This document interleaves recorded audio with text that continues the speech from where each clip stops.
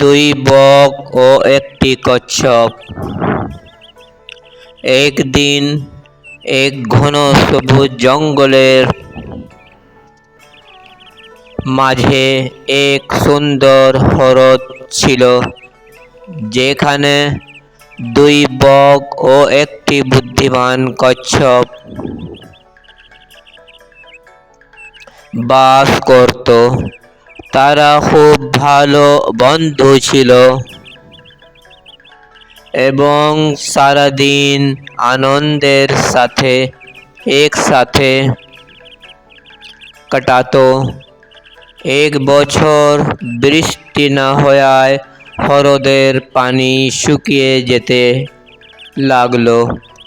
বকেরা চিন্তিত হয়ে পড়ল এবং ঠিক করলো যে তারা অন্য কোনো হ্রদে চলে যাবে। কিন্তু কচ্ছপ তো উঠতে পারে না, তাই সে খুব দুঃখ পেল এবং বকদের কাছে সাহায্য চাইল।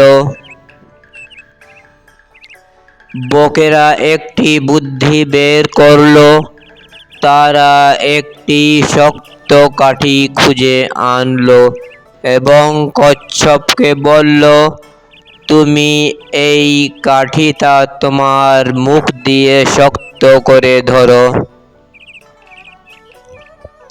আমরা দুজন কাঠির দুই প্রান্ত ধরে উড়ে যাব এবং তোমাকে নতুন হ্রদে নিয়ে যাব। কিন্তু মনে রেখো, কিছুতেই মুখ খুলবে না, নইলে তুমি পড়ে যাবে।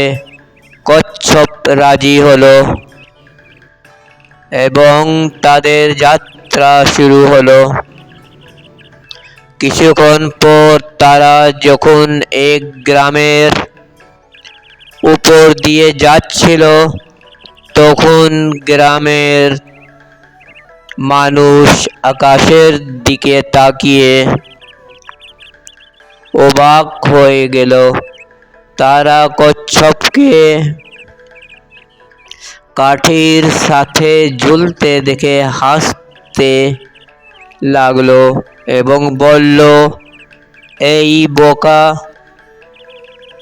কচ্ছপ মনে করছে যে সে উড়তে পারে। এই কথা শুনে কচ্ছপ খুব রেগে গেল এবং উত্তর দিতে চাইল। সে বকদের দেওয়া উপদেশ ভুলে গেল এবং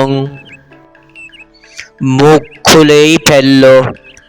ফলাফল, সে সোজা নিচে পড়ে গেল এবং মারা গেল। বকেরা তাদের প্রিয় বন্ধুর এই করুণ পরিণতিতে খুব দুঃখ পেল এবং চুপচাপ তাদের যাত্রা চালিয়ে গেল। নৈতিক শিক্ষা: